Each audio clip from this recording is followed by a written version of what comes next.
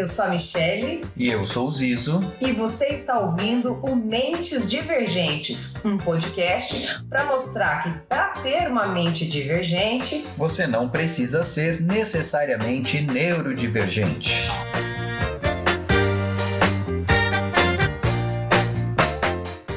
Olá, seja muito bem-vindo a mais um episódio do Mentes Divergentes.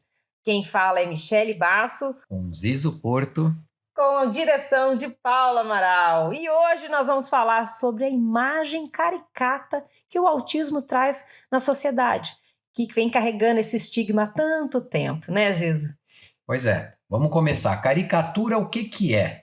Caricatura é você exagerar os traços marcantes de uma pessoa. Então, quando o cara vai fazer aquele desenho e tal, a pessoa tem um nariz, já bota um nariz gigantesco, é careca, bota uma careca bem brilhante, ou não sei o que, enfim. Na caricatura, você faz esse exagero daqueles traços que a pessoa realmente tem, daqueles traços mais marcantes. E assim, na comunicação social aí, na mídia, a gente acaba que o autista que fica mais marcante, né, vamos dizer assim, é o nível 3 de suporte.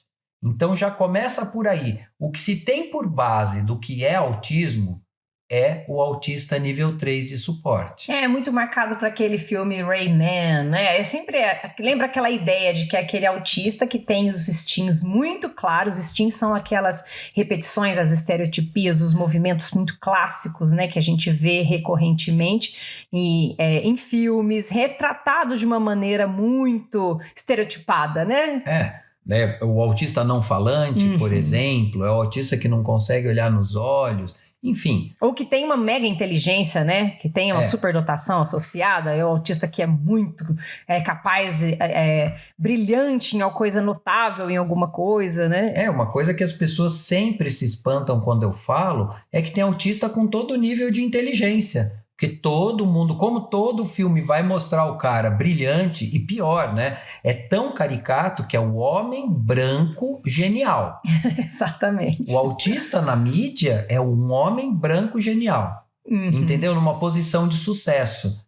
Sim. Normalmente. Ou aquele suporte muito, muito severo, que é sempre um bonzinho, né? Ele é muito bonzinho, tem um coração muito bom, muito bobo, no sentido de que ele realmente precisa dar suporte para tudo, e alguma coisa especial nele ali que veio para ensinar alguém, que veio trazer uma missão, que é um guerreiro, que é uma pessoa que veio fazer o mundo melhor. É sempre um super-herói, né? Ou é aquilo, o autista nesses casos, ele é um prop, né? Ele é a escada para outro personagem aparecer. Exatamente. Então, é a mãe. Então, o autista ele é quase um objeto ali só para levantar. Ele é o levantador do vôlei.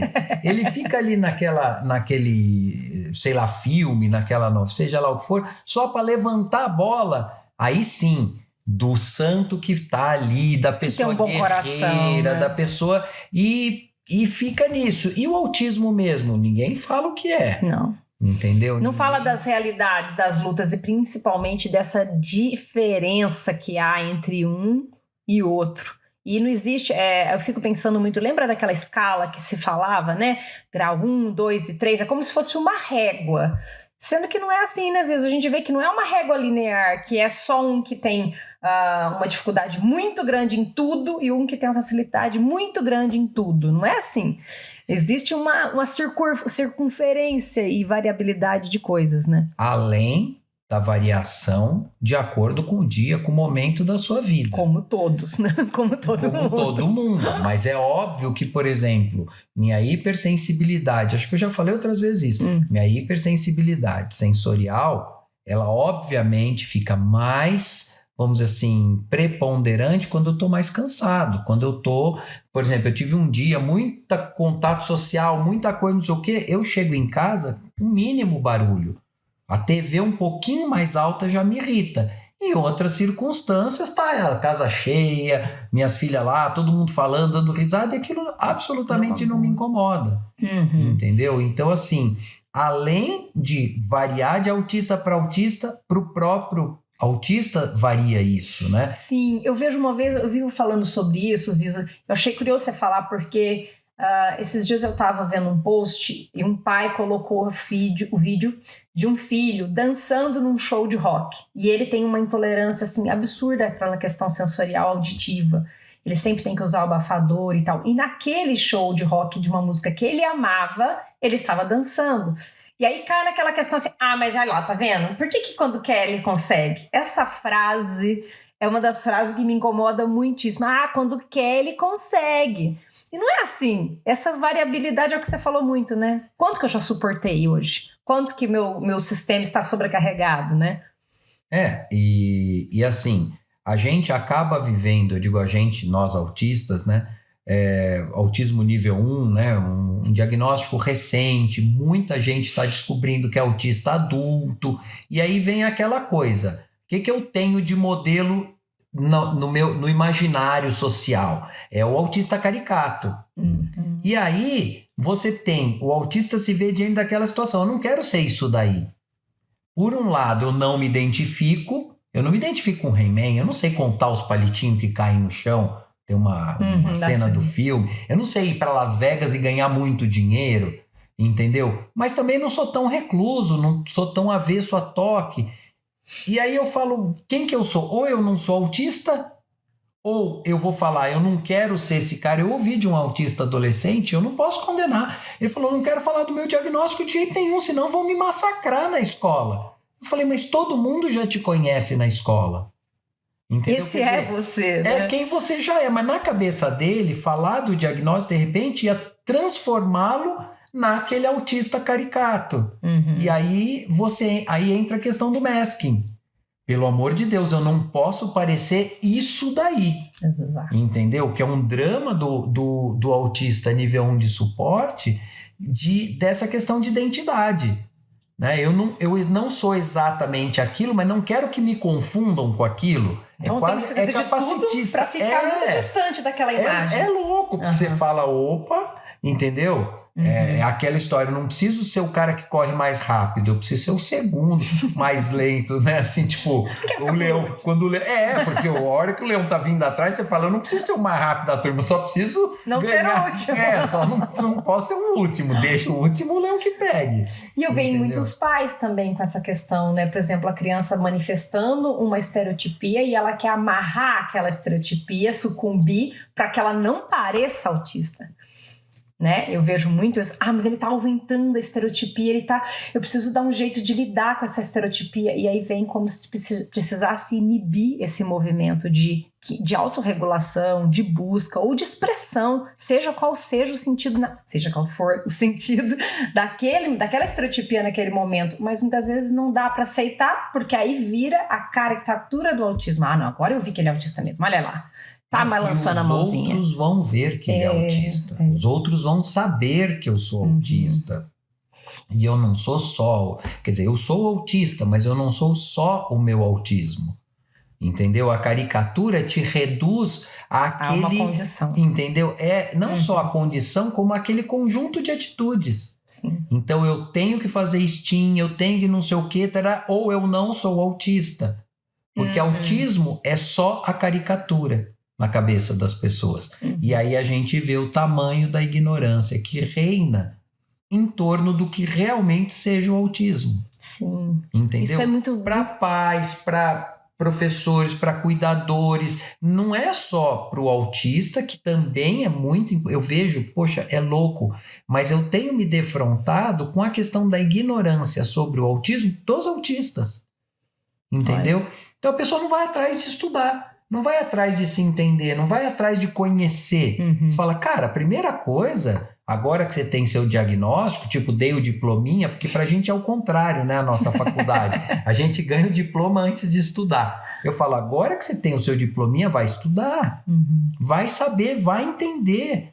Vai buscar por que você reage, vai separar o que é do seu autismo e o que é seu, dessa pessoa que você é. Exato, porque quando você vai buscar entender sobre o diagnóstico, não quer dizer que você vai entender para não ser, é entender para se aceitar e entender o que posso mudar, o que eu não posso mudar, o que eu não preciso mudar, né? Eu acho que, quando a gente pensa nessa questão do masking, né? como que a sociedade olha e julga isso. Então, por exemplo, uma pessoa fazendo um flap ou dando um pulinho. Para a pessoa que não entende o autismo, será que ela olha para esse movimento e diz, ai, que cara louco, ai, que cara doido, ignorante, esquisito, ele é bobo, o que que é? Julga aquele carrossel de características por conta de um movimento ou de um som repetitivo, de uma estereotipia de fala, e aí aquilo afasta o olhar para quem se é. Né? Fica preso só naquele estigma, naquilo que fugiu da normalidade. Acha que é o medo que faz isso? A pessoa é tão diferente de mim, eu tenho medo dessa pessoa, porque eu não sei lidar com isso. Eu acho assim, tem essa questão do medo do diferente, mas eu estava pensando, por exemplo, eu vejo que pessoas que me conhecem superficialmente, mas passaram a conhecer o meu diagnóstico, mudaram comigo. Entendeu? Eu vejo que às vezes tem um olharzinho de tipo... Deixa eu ver se eu acho alguma coisa. Exatamente, eu vejo que... Balançou, assim, repetiu alguma coisa, né? Pô, dá uma diquinha pra nós, né? Agora eu vi, agora você, né? Então ele é mesmo, não sei o quê. E por outro lado, assim... Você está falando, claro, do STEAM, das coisas mais evidentes, né? Ou mais tradicionais, vamos chamar assim. Uhum. Mas eu falo muito alto. E se eu me distraio, eu tô berrando, entendeu? E eu vejo que as pessoas olham e às vezes eu não entendo, porque eu não percebo que o meu tom de voz, ainda mais se eu vou me empolgando no assunto, o volume vai escalando, entendeu? Uhum. E aí... eu acho aquilo muito esquisito. Por exemplo, eu consigo olhar nos olhos, mas se eu estou me concentrando muito no assunto, minha tendência normal é abaixar o olhar. E aí a pessoa fica tipo meio que procurando para onde que você tá olhando? Para onde que foi? Para onde esse cara tá olhando? Entendeu? Eu vejo que... Mas até isso você falando, eu tô lembrando, pensando muito sobre isso. Todas as vezes que você, por exemplo, você trouxe uma característica que alguém ouve e fala assim, não, mas eu também faço isso, porque isso é muito comum, né? Quando você fala alguma coisa, você fala, não, mas eu também faço Todo isso. mundo é um pouco autista. Aí vem essa frase, né? Porque como que esse limite... Porque isso você deve ouvir demais, né, Ziza? Eu vejo porque quando às vezes, se eu falar qualquer coisa de uma criança, por exemplo, faz isso, mas às vezes eu faço isso também. E de certa forma, entre aspas, alguns momentos, sim. Por exemplo, quando você vai dar qualquer pessoa, eu imagino que não é para pessoa com autismo nesse contexto. Mas vamos supor, eu vou explicar para mim assim, Michele, onde que fica a padaria mais próxima? Para eu exercer a minha força de noção espacial, eu tenho que desviar o olhar.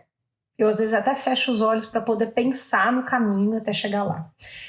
Isso pode acontecer comigo neurotípica? Pode, mas é um momento muito pontual, dentro de um contexto, e não dentro de uma coisa que acontece com frequência dentro do mundo neurodivergente, não é isso? Mesma coisa com o movimento, eu posso estar feliz e bater muitas palmas, mas isso acontece dentro de um contexto específico, poucas vezes, pouquíssimas, raríssimas vezes, e não dentro de uma explosão incontrolável com maior frequência. Então, acho que fica nisso, Zizo. Por que eu tô falando isso? Porque sempre você vai ouvir isso, né? Não, mas isso aí eu também faço. Isso aí eu também faço. E aí, só que a pessoa, quando ela fala isso, ela não percebe o quanto ela invalida, né, a característica do outro, que para o outro é uma situação de busca constante de compreensão dessas manifestações, né? E não só, e algumas vezes de masking, né? E assim, eu tava ouvindo você e tava pensando, como é difícil transmitir para os outros o sofrimento que a gente tem. Uhum. Quando a pessoa vira e fala, mas eu também faço, eu falo, não, eu sei que você também faz, só que você não entende o que é pra mim. Esse controle constante. Por exemplo, não é que eu de vez em quando, no seu exemplo, que pra mentalizar ali o caminho você tem que fechar o olho. Eu não, eu tô o tempo inteiro forçando pra olhar. Exatamente. Essa é a diferença. Isso eu queria que você falasse. Então eu baixo o olho de vez em quando eu não aguento mais. Sabe assim? Fala, sei lá, algum exercício lá, fica com o braço aberto. chega uma hora que aquilo vai cansando, você vai dar uma baixadinha. Mesmo que você levante, ou o guarda lá da rainha não caiu, Sim. Tabacou. Quer dizer, mas porque... às vezes as pessoas também caem. Falou, não, cara, ele ficou horas ali de pé, imóvel. Chegou uma hora que o corpo dele não aguentou. Então, quando eu baixo o meu olhar, é a hora que eu já não aguento mais manter ele ali. É diferente da pessoa que desvia aquela história, a pessoa quando tá mentindo olha para a esquerda, para baixo, parará. Isso é outra história. O que eu tô dizendo é que manter um olhar sustentado é um esforço gigantesco. E aí a pessoa diz que ela também desvia de vez em quando. Todo mundo desvia. Se passar um carro, você vira a cabeça. Sim, pô. E é isso, eu penso que é importante. Autista, pode isso. Exato, é por isso que é tão importante trazer essa fala que você trouxe agora, porque as pessoas precisam entender isso. Porque vai acontecer em algum momento de você ouvir alguma manifestação e falar, mas pra mim também eu faço isso. Mas entender o esforço que está sendo feito para que aquilo não seja sempre, não seja constante, ou que aquilo é tão desafiador que para alguns não conseguem, né?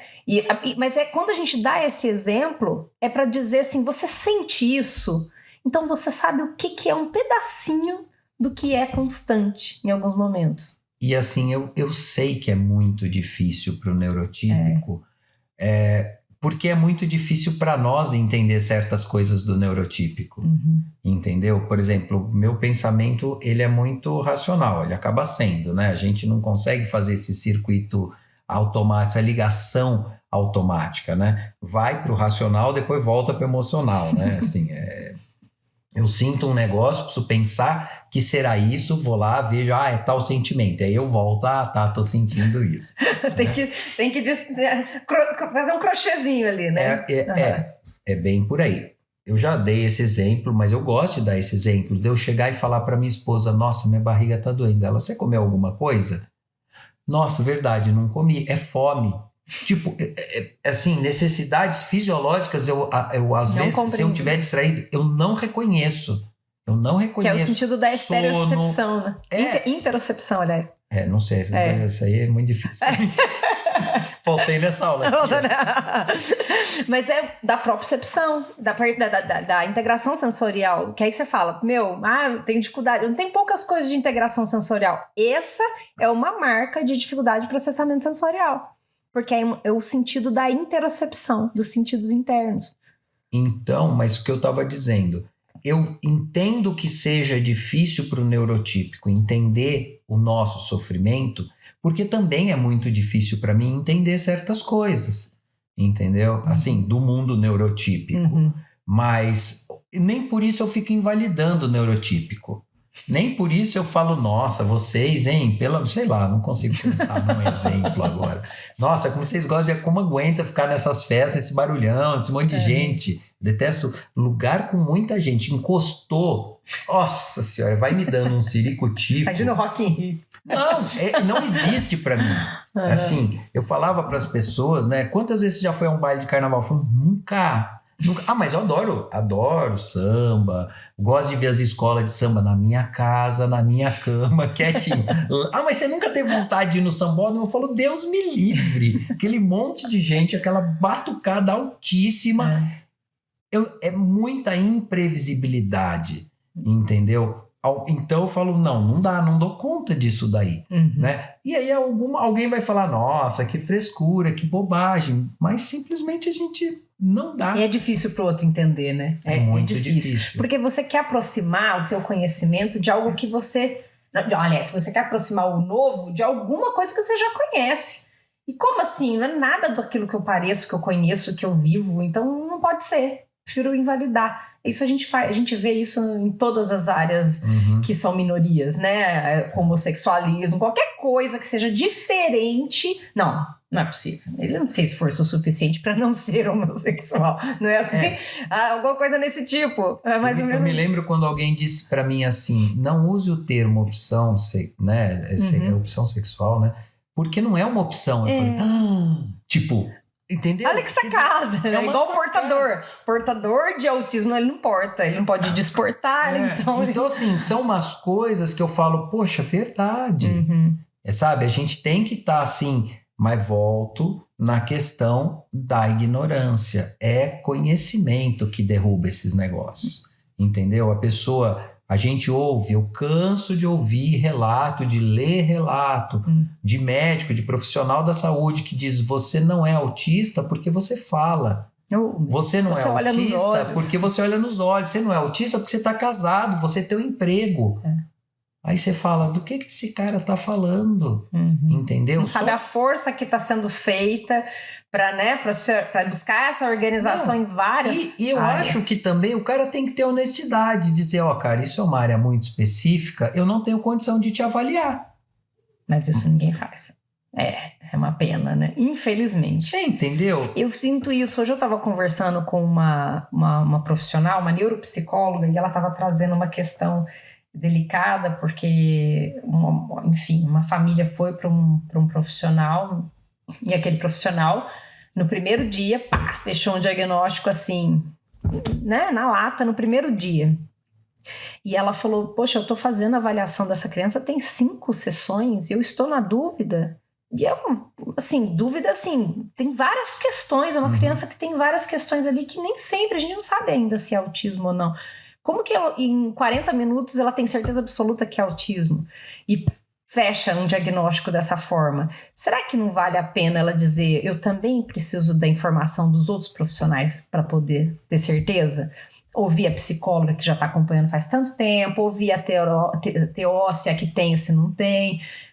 Eu fico preocupada. Dizer que não sabe, ou que está na dúvida, ou que precisa guardar, às vezes é muito difícil para alguns profissionais. E eu acho que assim, aí, e nisso e em tantas outras coisas, é que a importância da voz do autista entra em cheio.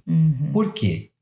Porque eu também já vi muitas vezes pessoas adultas, né, que estão em dúvida se são autistas ou não. Agora eu falo, se a pessoa que tem a própria vivência, que está lendo, que está estudando, tô falando de quem? Não é aquele cara que viu o filme lá e achou que por causa do filme ele é autista. Não é disso que eu tô falando. Tô falando depois de um determinado, isso é válido, mas depois de um determinado tempo que a pessoa está estudando, às vezes a pessoa procurou um psicólogo e ainda está na dúvida. Eu falo, se o próprio autista ou a própria pessoa que...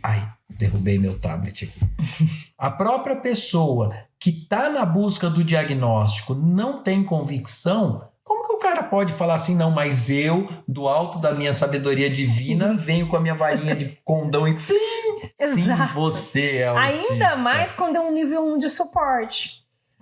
Que você vê nuances muito discretas. Se a pessoa tiver um masking muito forte, aquilo não vai aparecer logo na cara, né? Você vai precisar de vasculhar um pouco mais. Ou, se é uma criança muito pequena que não desenvolveu a linguagem, ela pode ter outras questões. Porque, por exemplo, o TDL, que é o transtorno de desenvolvimento da linguagem, ou a apraxia de fala na infância, são questões que trazem, às vezes, um diagnóstico que permeia bastante, porque o comportamento ele vai se manifestar, muitas vezes, muito semelhante. É uma criança que se esquiva faz esquiva social, é uma criança que busca repetição. Por quê? Porque o programa motor dela é simples, ela não tem muita elaboração de programa motor, então ela prefere repetir o que ela já sabe, porque ela já falha demais.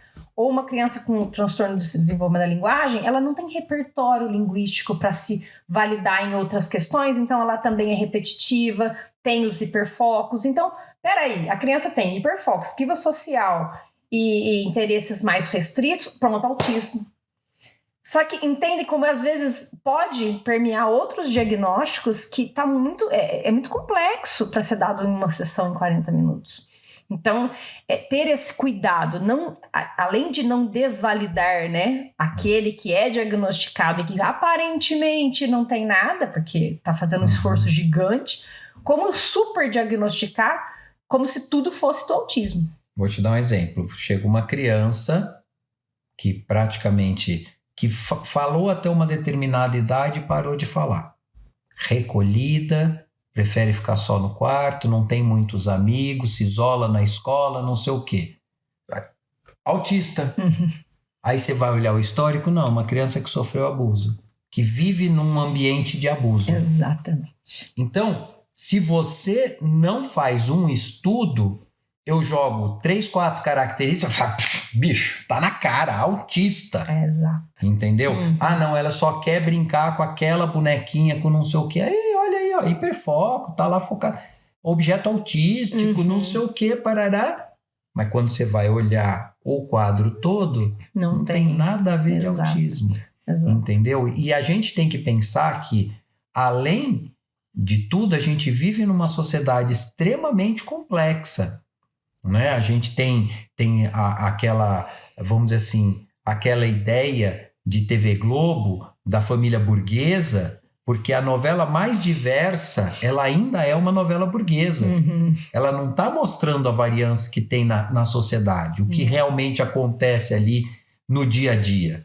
Então, a gente tem que ter muito cuidado. Eu sempre falo isso. Eu falo, meu diagnóstico eu descobri porque eu me indigno com as pessoas rotularem. Quando rotularam lá o sobrinho da minha mulher. Deixa eu resolver. Eu falei, não vamos estudar, vamos pensar. Então, quer dizer, é complexa essa questão do diagnóstico. E voltando ao nosso tema, que é da caricatura. A caricatura pesa. Porque o cara cria uma caricatura, eu digo o cara ou o profissional, cria uma caricatura e aí ele juntou lá o item A, B e C, pronto, aqui, tchau. Tá seu laudo, ou não tem laudo porque você não preenche se encaixa aqui. Esses requisitos, essa caricatura, essa forma que eu criei. É como se o cara fosse lá com uma forminha, colocasse na pessoa, não, você não entrou na minha forma certa. Sabe aquelas caixinhas, caixa em caixa, que tem a estrelinha, a bolinha e tal? Tem lá a forminha autista. Não encaixou. Não encaixou na minha forminha autista, tchau, você não é. Você é de outro buraquinho aqui da minha caixinha. E tal. Então, assim, Isso é uma dificuldade, às vezes, de, sei lá, de assumir o lugar do não saber?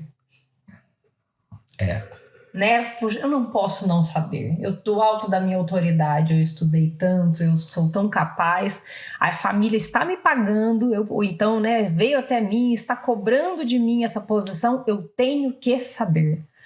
Eu falo que uma das maiores libertações que a gente pode ter como profissional é assumir o lugar do não saber. Porque quando você assume o lugar do não saber, inclusive para a família, dizer, olha, isso eu não sei, mas eu vou buscar a resposta para você, ou eu vou procurar quem sabe. Mas é difícil demais fazer isso, e não é todo mundo que está disposto a fazer isso. Mas quando a gente faz isso, a gente começa a crescer. A gente começa a aprender muito mais, porque a gente só pode aprender se a gente estiver vazio para receber. Se a gente estiver cheio demais, cheio de certezas, a gente não tem o que aprender. Então, acho que fica ali uma reflexão até para os outros profissionais, de pensar assim, para eu aprender sobre o autismo, eu tenho que me desconstruir. Desconstruir meu capacitismo, as minhas ideias formatadas, aquilo que eu acredito que é a pecinha, né, única que se encaixa, porque senão não vai aprender. A gente só aprende quando a gente acha que a gente tem algo a aprender.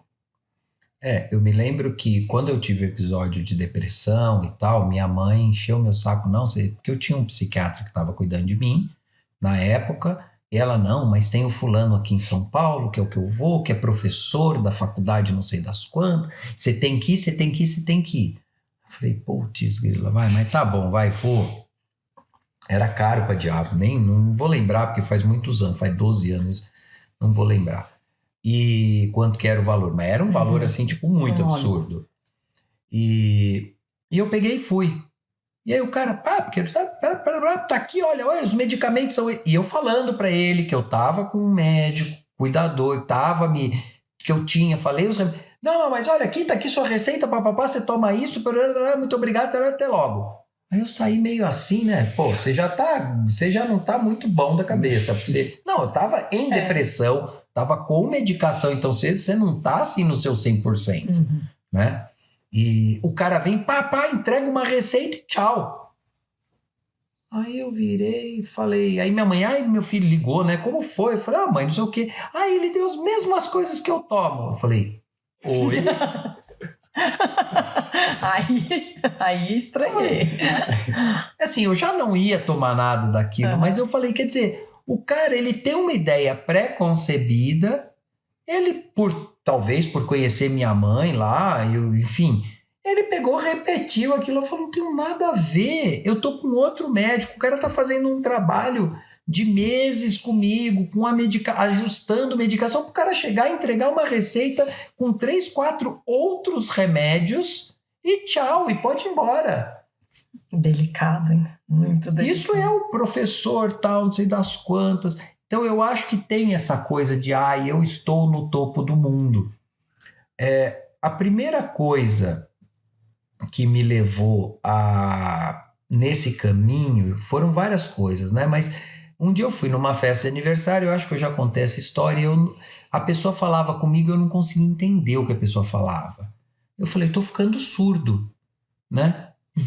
Fui no otorrino que tratava a minha filha Manuela na época, e ele, primeira coisa, audiometria. Fui lá, e aí eu fui fazendo e expliquei, falei, não, porque eu estava numa festa com muita gente, eu não entendi o que a pessoa, demorei, passei até vergonha. E a moça fazendo todos os testes, aí veio uma senhora, o último teste, aquele de ruído, que fica um sonzinho, não sei.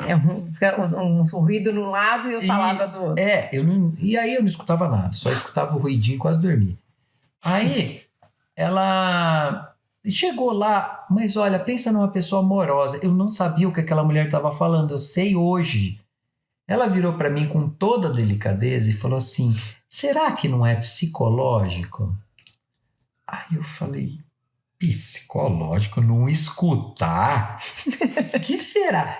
Eu não sei se essa profissional, porque obviamente eu não tive nem mais contato, teve um intervalo de tempo até eu chegar no meu diagnóstico, depois disso, mas eu pensei, será que essa profissional não lida com autista? E pela minha descrição, ela já sacou que era a balbúrdia que estava me fazendo não entender. Às vezes o meu comportamento na hora do exame, porque é óbvio que para mim eu tive que ir sozinho, não dá para... Então eu fico travado, eu não sei. Aí eu tenho uma amiga psiquiatra, eu ainda falei para ela, falei, nossa, olha, a mulher lá falou, a fonoaudióloga, né? Falou... Ela, nunca ouvi falar, eu já ouvi falar de ouvir voz, mas de ficar surdo, não sei o quê, porque não é da área dela, né? Essa coisa de autismo, e no contexto da conversa... Não fazia o menor sentido. E eu falei, deixa pra lá. Aí, tempos depois, por conta do diagnóstico, eu voltei nesse episódio. E eu falei, cara, às vezes, aí é o que você fala, é o oposto. É o profissional que tá tão aberto que eu chegando lá sem nenhuma indício, tipo 40 e poucos, ai que bonzinho que eu sou comigo, 40 e muito, que eu já tava com meus quase 50 anos, chegando lá por achar que tava ficando surdo, e alguma coisa ela ali captou e tentou me dar uma dica, né? A gente sabe quanto que é delicado você sugerir um diagnóstico para uma pessoa. Ainda mais de uma área. Ainda mais de uma área tão nada a ver. Que não veio buscar, né? Você não sabe, às vezes a pessoa vai se ofender. Eu já vi muito caso, né? De você tentar sugerir, a pessoa fica brava, porque justamente por causa da visão caricata. Exato. O medo, né? Se eu te receber esse diagnóstico, eu vou ficar assim. Né? Então, mas já era... Aí é o que você fala da sensibilidade e de estar aberto, de estar com o copo vazio para receber, entendeu? Eu naquela época não, mas aquela profissional, ela estava ali aberta e de repente ela captou um negócio que não tinha nada a ver com o que tinha me levado lá e estava certa. Mas é bacana a gente pensar, né, sobre essa questão da caricatura, o medo, isso faz com que os pais também tenham medo de receber o diagnóstico, né? Quando a criança, quando diz, olha, seu filho é autista, a impressão que dá é que ele deixa de ser aquele filho que ele conhece, para agora ele não vai ser mais meu filho que eu conheço, ele vai ser aquele que vai mudar, que vai ficar igual a esse padrão caricato que é tão plantado, né? Você sabe que eu tenho refletido muito, eu acho que a gente tem que fazer um episódio só sobre luto. O luto do diagnóstico. É muito real. Entendeu? Pro autista... Sim. Para o entorno, enfim, para a família, para os círculos, sim, tanto mais nuclear, a família mais próxima, quanto amigo. Sim, eu acho que esse luto do autismo é um tópico importante. E às vezes as pessoas têm um pouco de medo de falar sobre isso. Eu vejo muito no grupo de mães, quando se fala do luto, Às vezes eu ouço assim, eu jamais senti. Não, eu senti de jeito nenhum. Eu aceitei desde o primeiro dia. É como se não pudesse dizer, olha, doeu muito. Eu tive medo, fiquei desesperada de saber o que ia ser. Que diferença é essa? Não me explicar. Porque, gente, o autismo não é assim. As pessoas nascem sabendo sobre o autismo, ainda mais, né? Eu só aprendi depois que eu comecei a querer saber a meu respeito e a respeito daquele sobrinho. Até então eu sabia zero. Sim. E não é esperado você ver alguém não sentir medo por algo que não conhece. Não é esperado. Ou a pessoa está completamente alheia àquilo que está acontecendo, ou ela não está contando a real de que ali passou. Tá na fase da negação ainda, né? Eu, recentemente foi aniversário da minha filha caçula, e eu virei para ela e falei assim, filha, como que você quer que o papai se comporte, né? Assim, não, é sério, Michele. É mesmo. Então, assim, é um luto constante para quem é autista, porque eu sei que o meu comportamento às vezes é inconveniente, entendeu? Eu vou querer fazer uma graça, eu vou falar alguma coisa de uma intimidade, vou cometer uma indiscrição. Mas eu acho muito bacana você perguntar isso, sabia? Porque eu acho que isso tem a ver com o nível de consciência que você tem. Porque muitos pais que não têm nenhum diagnóstico não têm esse bom senso. Porque continua tratando a criança como uma criança, só que ela cresce e hoje elas têm vergonha de coisas que elas não tinham. Esses dias a Nanda tinha vergonha de mim, eu sinto muito. A gente fez uma graça com isso, no final ela acabou entrando na brincadeira, mas realmente achei muito sensato de você ter essa noção de que você pode causar uma vergonha nela. E aí você traz pelo seu luto de pensar que pode ser pelo autismo, mas eu trago pelo outro lado. Que às vezes falta para muitos pais essa investigação interna de onde é que eu estou sendo conveniente ou não. Eu acho que é bom por um lado. Não, mas o que eu quero dizer, eu entendi o que você falou perfeitamente, mas o que eu quero dizer é que assim, como você está falando do luto, eu digo, esse é um luto que vira mexe, eu tenho com o qual eu tenho que lidar. Tá. Porque eu sei que eu vou ter que estar o tempo inteiro prestando atenção ou vou ter que avisar. Outro dia, hoje no Bom Dia Bom Dia São Paulo, tem lá as mensagens que o pessoal manda da internet. E aí uma pessoa mandou uma mensagem e colocou entre parênteses, contém ironia. Eu falei, essa pessoa ou é autista ou convive com autismo. Porque Olha o contém ironia é uma coisa... Por exemplo, eu passei a adotar. Por exemplo, grandes grupos lá do trabalho, que tem pessoas assim que eu nem conheço. Quando eu vou falar alguma coisa, eu coloco, contém ironia. Eu não sei quem é meu interlocutor. Sim. Eu vou ser mal interpretado e tal. E é um cuidado que eu passo a ter, não só, é que esse contém ironia, talvez não tenha sido o melhor exemplo, mas o que eu quero dizer assim, de que eu sei das minhas limitações, eu sei, por exemplo, das minhas inconveniências, eu sei. Então, assim, é uma coisa que... Como se fosse um gato escaldado. Não, eu tenho que conviver. É quem eu sou. Eu tenho isso. Entendeu? Não adianta marcar, como você falou, do show de rock. Vamos pro Rock in Rio? Isso eu vou falar, ai, Michele, passo. Desculpa, isso daí eu não dou conta. Eu não vou conseguir. Vai ser tanto sofrimento pra mim que não dá. Então eu prefiro... não fazer. Entendi. Passo a vez. E eu vejo, então, por isso que você falou assim, nesse sentido, assim, eu sofro porque eu sei que eu posso estar ofendendo, posso estar magoando, eu me reconheço e todas as vezes eu vou ter que fazer uma força maior para passar isso. Eu entendo e eu vejo isso como uma luta constante e real. E eu fico pensando que, por um lado, você se esforçando tanto para não fazer, e tem gente que não para nem para pensar e às vezes faz, entendeu? Nesse sentido. Não, entendi.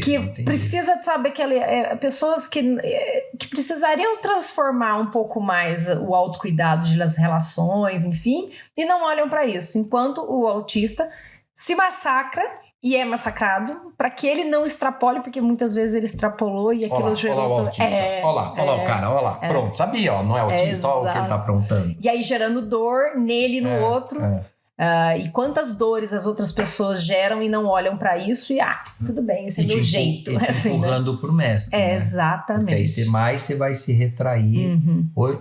Esses dias eu estava vendo um trabalho muito interessante, uma revisão de trabalho falando do problema do álcool, de autista como grupo de risco para dependência de álcool. Que autista é considerado de baixíssimo risco, mas autista é nível 2 e nível 3, que não tem autonomia para o consumo do álcool. Já um outro estudo, por isso que é um estudo de revisão, um outro estudo só com autista nível 1 de suporte, aí é grupo de altíssimo risco.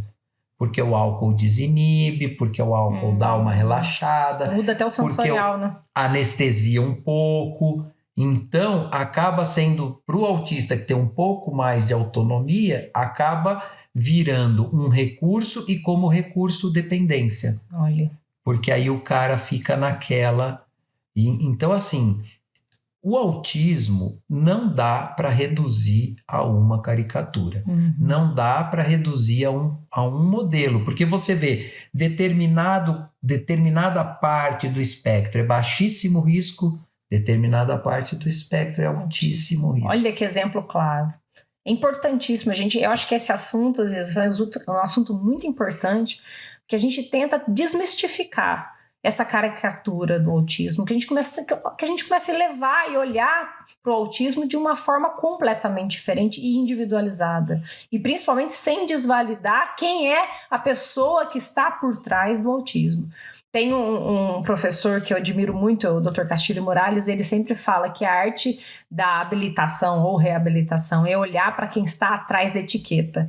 E é bem isso, porque a gente, quando tem um diagnóstico, parece que tudo se resume àquilo, e a gente tem que enquadrar. Então, pensando no espectro, que é algo tão amplo, espectro é o quê? Lembra fantasmagórico, algo que não tem delimitação, né?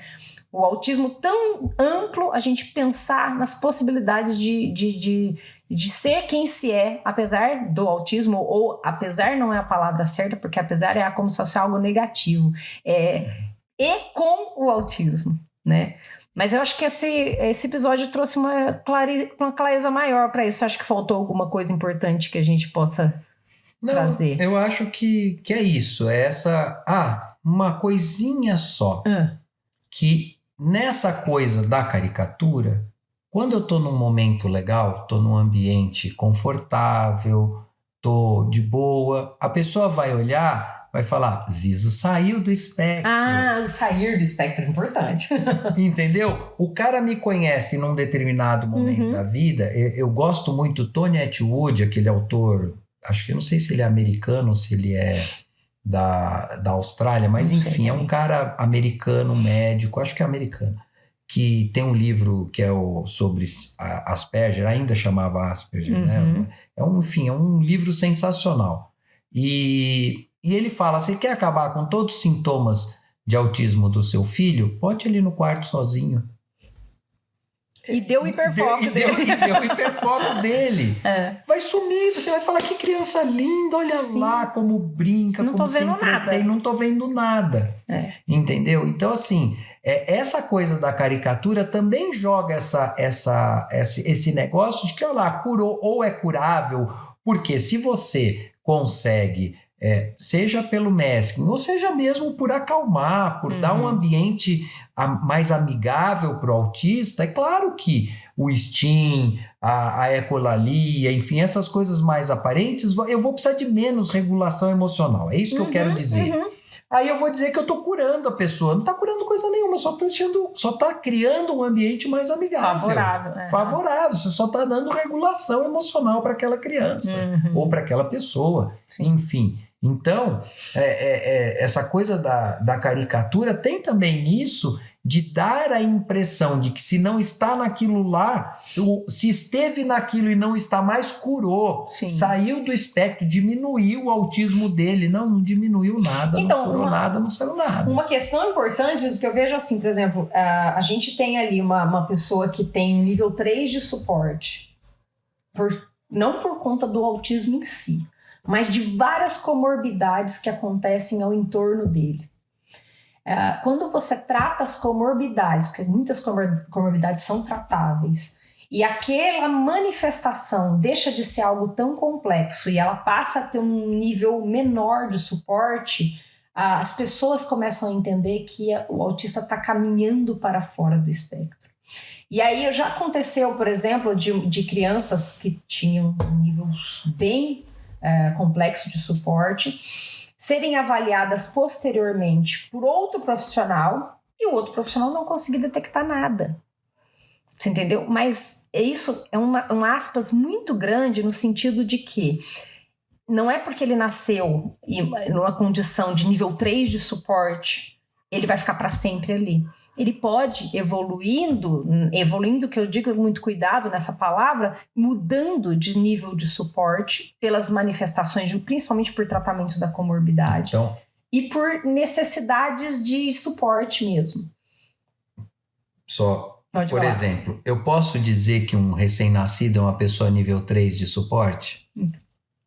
Eu posso dizer que uma criança de 5 anos é uma pessoa nível 2 de suporte? Eu não estou falando de autismo, eu estou falando de quanto suporte aquela pessoa demanda na vida dela. Por isso que eu tenho birra quando chega com autismo 4 anos, nível 3 de suporte. Eu falo, pra que dar um diagnóstico desse jeito? Mas um recém-nascido não é um ser humano. 3 de suporte, exatamente. Nível 3 de suporte. Sim, tendo autismo ou não. Se eu largar ele lá, ele morre. Exatamente. Literalmente. Ele é um ser humano nível 3 suporte. Uhum. Aí o cara vem querer botar o rótulo com 1 ano e meio e dizer, esse é autista. Cara, ele é uma criança de 1 ano e meio. Ponto. Exato. Depois a gente vai ver.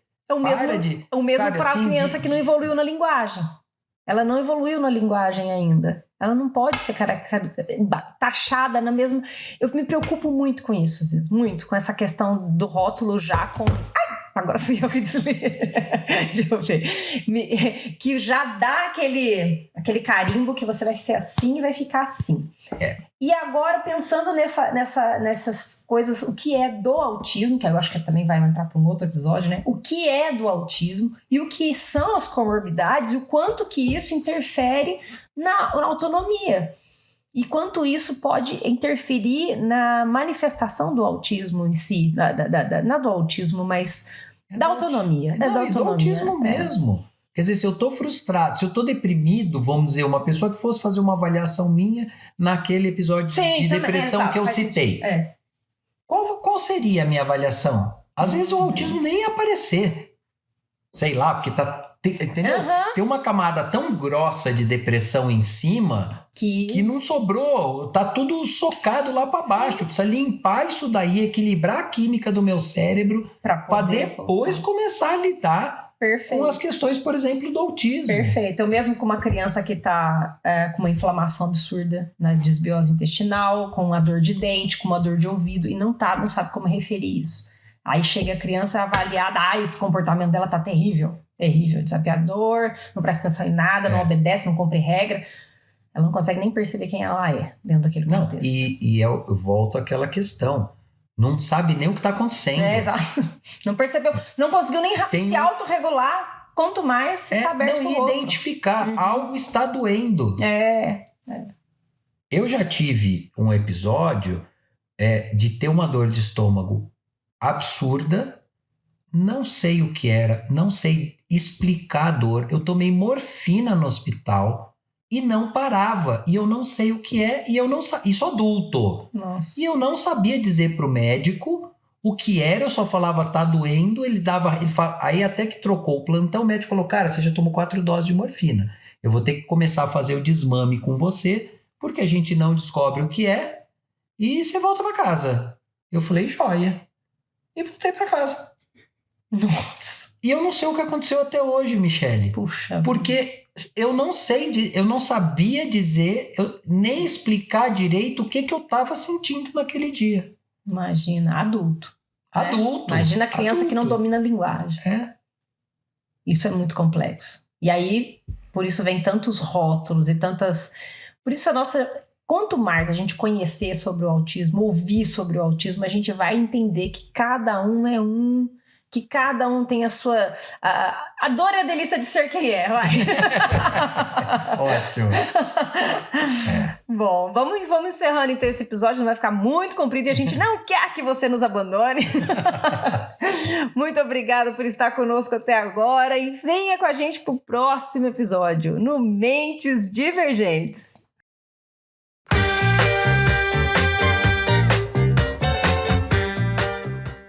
E esse foi mais um episódio do podcast Mentes Divergentes. Eu sou Michele Basso, com Zizo Porto e técnica de Paulo Amaral.